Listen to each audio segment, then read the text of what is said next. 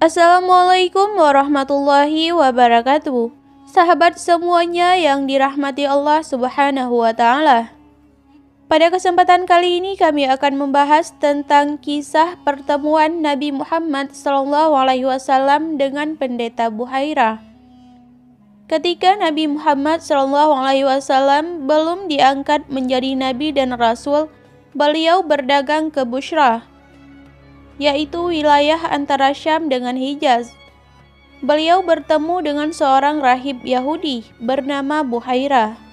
Buhairah kala itu takjub melihat Nabi Muhammad SAW dan mengatakan melihat kenabian dari diri Rasul. Nama Buhairah dalam bahasa Suryani berarti lautan luas.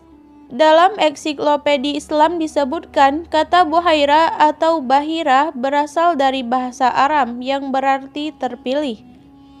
Jadi nama itu sebenarnya adalah nama gelar baginya, sedangkan nama baptisnya adalah Segeus atau Gergeus. Dalam kesusastraan Bizantium disebutkan bahwa Buhairah adalah seorang rahib Yahudi beraliran Nastur. Dia menganut ajaran Arius dan Nestor, di mana sekte ini tidak menerima doktrin ketuhanan Yesus, bahkan pantang menyebut Yesus sebagai Tuhan.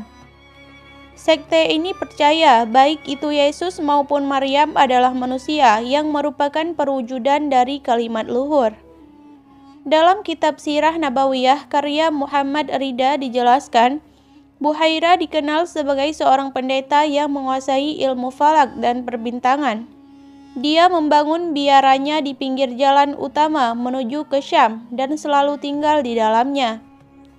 Dia tinggal di sana khususnya pada musim melewat para pelancong dan kafilah dagang. Kemudian dia menyerukan kepada mereka untuk tidak menyembah berhala dan hanya mengesahkan Allah Subhanahu wa Ta'ala. Buhairah juga memiliki seorang murid setia bernama Muzib. Di kemudian hari, Muzib ini pun menjadi guru dari Salman Al-Farisi sebelum dia masuk Islam. Ketika bertemu dengan Rasulullah SAW di Bushrah, Buhairah melihat fenomena alam yang tak biasa yang mengikuti Nabi Muhammad SAW. Awan bergerak memayungi kemanapun langkah Nabi Muhammad SAW berarah. Lalu Buhairah menghampiri Rasulullah SAW dan memeriksa sekujur tubuhnya.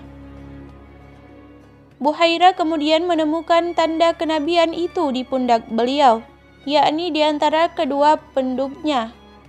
Lalu Buhairah mencium antara kedua pundaknya. Buhairah pun berpesan pada paman Nabi yaitu Abu Talib yang kala itu membawa Rasulullah untuk berdagang agar menjaga keponakannya itu. Sebab keponakan Abu Talib itu dikatakan bukanlah orang biasa. Di kemudian hari, Muzib pun berkata bahwa Buhairah gurunya mati di tangan orang Yahudi yang jahat.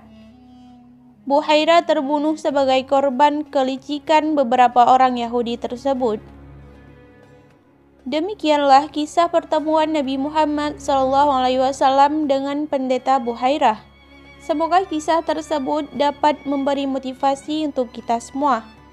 Sampai berjumpa kembali di kisah-kisah selanjutnya. Akhirul kalam, wassalamualaikum warahmatullahi wabarakatuh.